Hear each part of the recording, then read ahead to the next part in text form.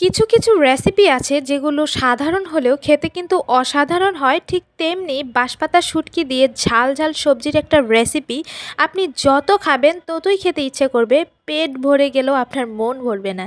হে everyone, আসসালামু আলাইকুম, welcome back to my new another cooking video.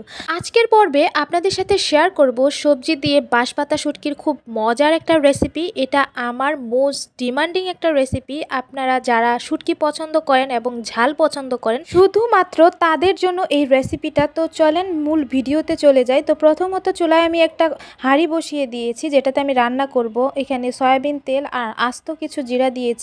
আমার কাছে আস্ত জিরা দিলে খেতে ভালো লাগে, আপনারা চাইলে স্কিপ করতে পারেন। আর এখানে সবগুলো শুটকি মাছ আমি দিয়ে দিয়েছি। আর শুটকি মাছটা আমি গরম পানিতে খুব সুন্দরভাবে ধুয়ে নিয়েছিলাম। এখন কিছুটা লবণ দিয়ে এই শুটকিটা খুব সুন্দরভাবে একটু ভেজে নিতে হবে। আপনারা চাইলে এখানে যে কোনো শুটকি ব্যবহার করতে পারেন। আমার যেহেতু এই বাঁশপাতা শুটকিটা অনেক বেশি পছন্দ, তো যার কারণে আমি এটাই ব্যবহার করেছি। তারপরে আরও কিছুটা তেল দিয়ে এখানে আস্ত আরও কিছুটা জিরা দিলাম, তারপরে পেঁয়াজ কুচি, মরিচ কুচি দিয়ে দিলাম। আপনারা যদি কাঁচামরিচ বাটা দেন তাহলে আর কুচি দেওয়ার কোনো প্রয়োজন নেই। আমার কাছে বাটা ছিল না, যার কারণে আমি কুচিটা ব্যবহার করেছি। আর এখানে আদা রসুন বাটা আর দিয়েছি জিরা বাটা। তারপর খুব সুন্দরভাবে এই মশলাটা তেলের সঙ্গে আমি ভেজে নিয়েছি। আর যতক্ষণ পর্যন্ত কাঁচা গন্ধটা না যাবেন ততক্ষণ পর্যন্ত এটা ভেজে নেবেন। তারপর দিয়েছি পানি দেওয়ার পর এখানে হলুদের গুঁড়া, মরিচের গুঁড়া আর দিয়েছি পরিমাণ মতো লবণ। আমি এখানে কিন্তু মরিচের গুঁড়াটা অনেক বেশি পরিমাণ ব্যবহার করেছি। আপনারা যারা ঝাল খান তারা বেশি দিবেন, আর যারা ঝাল কম খান তারা কম দিবেন। তো মশলাটা খুব সুন্দরভাবে কষিয়ে নেওয়ার পর এখানে সেই ভাজা শুটকি মাছগুলো দিয়ে দিয়েছি। দিয়ে এখন বেশ কিছুক্ষণ একটু নেড়ে চেড়ে নিয়ে এখানে দিয়ে দিব সবজি।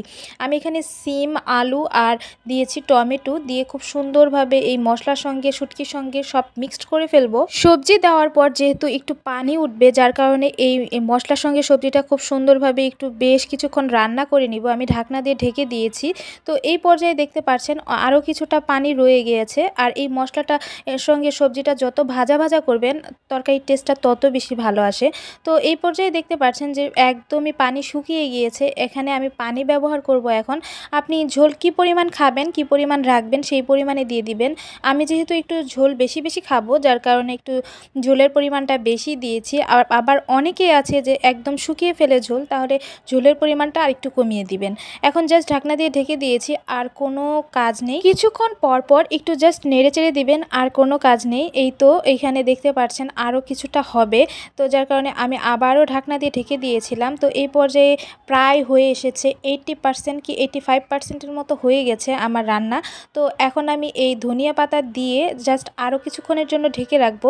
আর ধনিয়া পাতাটা অবশ্যই ব্যবহার করবেন, আর পরিমাণে বেশি ব্যবহার করবেন, তাহলে তরকারির টেস্টটা আরও বেশি ভালো আসে। এখন জাস্ট তরকারির লুকিংটা দেখেন যে কত মজা হয়েছে, দেখলেই বুঝতে পারবেন। যারা শুটকি লাভার আছেন তারা কিন্তু এটার প্রেমে পড়তে বাধ্য। তো এটা আমার অনেক বেশি পছন্দের। আজকের এই কুকিং ভিডিওটা আপনাদের কাছে কেমন লাগলো অবশ্যই জানাবেন। সবাই ভালো থাকবেন। আল্লাহ হাফেজ।